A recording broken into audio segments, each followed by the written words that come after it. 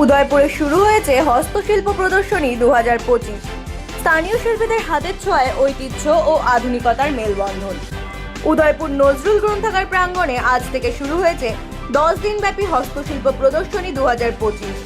প্রদর্শনীর eco world Shilpa producer company লিমিটেডের উদ্যোগে ভারত সরকারের টেক্সটাইল মন্ত্রক জাতীয় হস্তশিল্প উন্নয়ন কর্মসূচির সহযোগিতায় অনুষ্ঠিত হয়।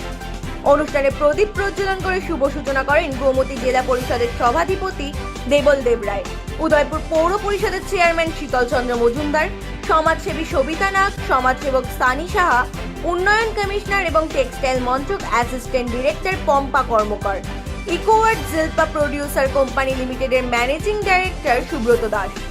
এই প্রদর্শনী চলবে আগামী 21শে অক্টোবর পর্যন্ত। প্রদর্শনীতে অংশ নিয়েছেন গোমতী জেলার বিভিন্ন প্রান্তের হস্তশিল্পী ও কারুশিল্প উদ্যোক্তারা, যারা তাদের নিজস্ব সৃষ্টিশীল পণ্য, বিশেষ করে বাঁশ ও বেতের তৈরি বিভিন্ন সামগ্রী প্রদর্শন করছেন। গোমতী জেলা পরিষদের সভাপতি দেবল দেবরায় বলেন, এই ধরনের প্রদর্শনী শুধু স্থানীয় শিল্পীদের প্ল্যাটফর্ম দেয় না, বরং তাদের শিল্পকর্মকে রাজ্য ও জাতীয় পর্যায়ে তুলে ধরার সুযোগও তৈরি করে। ত্রিপুরার বাঁশ ও বেত শিল্পের ঐতিহ্য দীর্ঘদিনের। আধুনিক ডিজাইন ও প্রযুক্তির সঙ্গে যুক্ত করে এই ঐতিহ্যকে এগিয়ে নিয়ে যাওয়াই আজকের চ্যালেঞ্জ। এই প্রদর্শনী সেই প্রচেষ্টারই প্রতিফলন।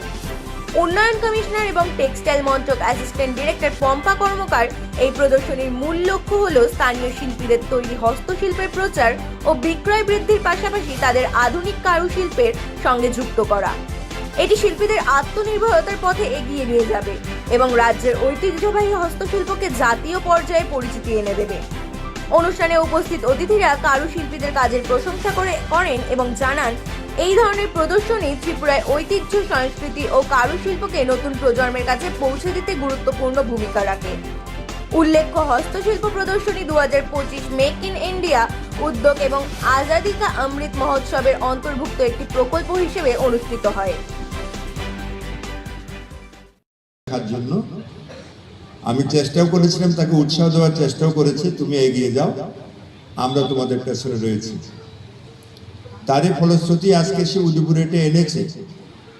উদয়পুরের ছেলে উদয়পুরে এক্সিবিশনটি করেছে, সত্যি খুব গর্বের। এটা সামনের দিকে আরো এগিয়ে যাবে, তার এই প্রচেষ্টা অনেক বেশি ফলপ্রসূ হবে আমি আশা করছি।